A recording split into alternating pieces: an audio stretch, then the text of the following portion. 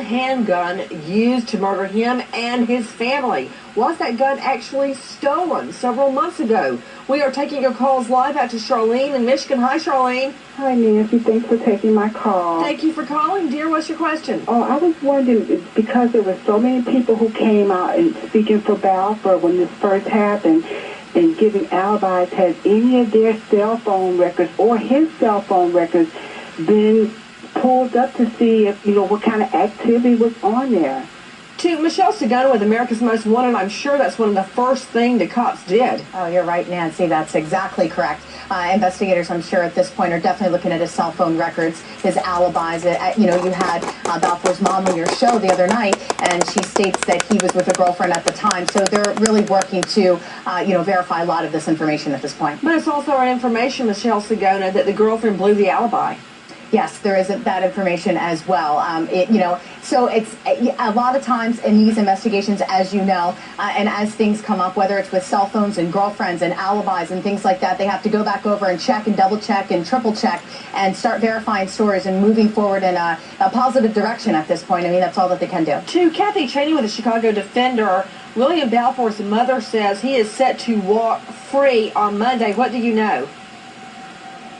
Well, actually, I know that there is a parole violation hearing that's set for November 10th. So the likelihood of the Illinois Department of Corrections letting him out before then is slim to none. Pretty slim. To Doug Burns and Christopher Amolsch, our attorneys joining us tonight. Let's unleash the lawyers. To Doug Burns, I find it highly unusual that he would be picked up on a parole violation for simply not reporting to a parole officer.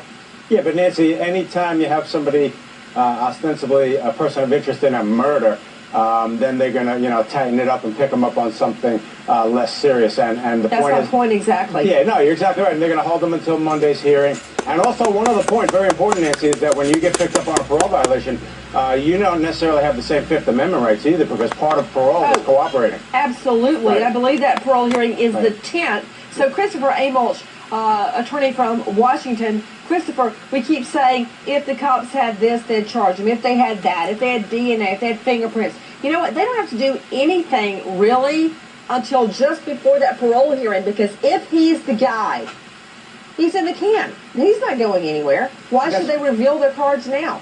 They won't. They're going to wait until the last minute. And Doug's exactly right. But I think that the Fifth Amendment rights that he made that would only apply to the parole violation. They can't ask him questions about any other pending criminal charge. So they're going to hold on to that case as long as they can. They can ask him anything they want to. Yeah, but he doesn't have to answer them. He has a Fifth Amendment right to not incriminate blah, blah. Of course, he doesn't have to answer them, but they can ask. You said they can't ask him those questions. Yes, they can. They can't ask him and expect him to answer. I mean, part of what Doug was saying is that make up your mind, Amos. Let's talk about the law. You're making up what? Your answer? If he has no Fifth Amendment rights as it relates to a parole violation, but as it relates to an underlying murder investigation, he absolutely does. So they can ask all they want, but he doesn't have an obligation Fifth Amendment is right to avoid self-incrimination. You don't have to talk to police and incriminate yourself. You don't have to take the stand and incriminate yourself. That's what Amolsch is talking about. So, Christopher Amolsch. Yes, ma'am. You just said they can't ask him questions about the murders. Absolutely not true. Well, my point is they can't ask him and expect him to answer. The point is, with the parole violation, he has an obligation to cooperate and answer those questions. He doesn't have an obligation to answer questions about the other charges. So they will sit on it as long as they can and keep him in jail as long as they can until they have a case to make against him. Joining me right now is a very special guest that is an American Idol finalist and friend of Jennifer Hudson's. John Peter Lewis is with us. Thank you for being with us. Everyone, you remember John Peter Lewis from his days with American Idol. He toured with Jennifer Hudson after the Idol show for a couple of months. What can you tell us about her during this emotional time, the time of the funerals? Well, I mean, she's a really religious person, I think she's going to be sticking a lot to her faith right now. I mean, I always gained, a sense from her that she was, she's just very religious, just very, very faithful, to her her beliefs and things like that. So now, I think, brother and mother were there to support her throughout the Idol competition, right? Yeah. I mean, they were always there for her. I mean, and what a horrible thing to have happen, to such a close, support group for her. I mean, they were there for for everything. You know, I mean, I remember her mother, you know, on the set, and I remember her brother all the time, and spoke with him, you know, all the time. Actually, you know, every you know, we see him almost every day, and so. You know, it was. It's really horrible to think of something like this to happen to, you know, someone that you know, and you know, it's tragic. I mean, it's a reminder of how fragile life is. You know. To Dr. Joseph Del Tito, professor of psychiatry, Dr. Del Tito, I know personally that crime victims go through a lot of phases of grieving, but when you are dealing with an ongoing criminal investigation, that retards or delays the grieving process. Would you not agree? Oh, I very much agree. Anything that keeps this type of thing going, alive, etc. That's why people talk about closure when they find who the assassin is in a case. Whoa. Let me see, Del Tito. There he is. What do you mean closure? Because this changes a crime victim's life forever. There's no closure. Like one day you say, you know, I feel a lot better now. It changes everything about you. It practically changes your DNA makeup when someone you love is murdered, much less your mother. I agree that people in these situations really do not get over them. But somewhere, somehow, with time and with knowledge coming out and with support, they're often able to move on with their lives and put these things a little bit more on the back burners. But I wholly agree with you that people really do not get over these events. Dr. Del Tito, the investigation, explain to me your thoughts as to why that is a speed bump in the grieving process.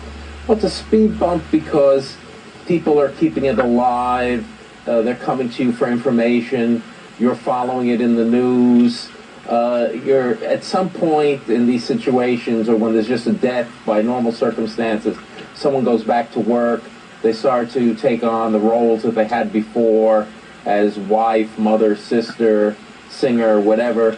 In this type of situation, it keeps them as the identified friend or relative of the victim. Another thing, Doctor, to my mind is you don't really know what happened. If somebody dies of a heart attack in the hospital, the loss is just as extreme if that's one of your loved ones. But you know what happened. Here, they have the added pain of not knowing what the people that they loved more than anything suffered in their last moments. Did they suffer at all? Did they know what was happening? Did they have pain? She has no idea what her mother went through. I think it's unfortunately that she does have some idea of the suffering that the mother must have gone through. But you're correct.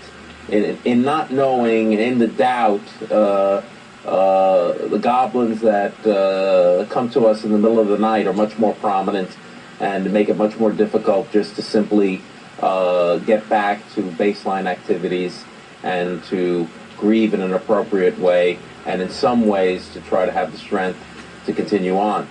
Michelle Sagano, the funerals, tell me about it. The funeral was today, Nancy, and was a private service with a few hundred close family and friends. Reverend Jesse Jackson, Chicago's mayor, was there. Fantasia was there and actually sang a song. It was just a very touching, obviously extremely emotional ceremony. And there was a public ceremony yesterday as well. So as the family and friends and everyone came out today, I can only imagine what they were going through. And our thoughts and prayers are definitely with them.